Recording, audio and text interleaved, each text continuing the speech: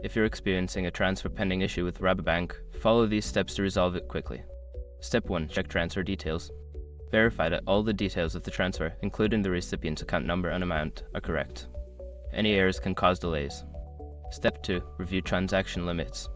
Before filing a refund or dispute, use the icon link in the description to open the refund dispute deadline calculator and confirm your deadline. Step 3. Confirm account status. Check the status of both your account and the recipient's account. If either account has restrictions or issues, it could result in a pending transfer. Step 4. Contact customer support. If the issue persists, reach out to Rabobank's customer support. They can provide specific information regarding the transfer status and any potential issues. Step 5. Wait for processing. Sometimes transfers may take longer due to processing times.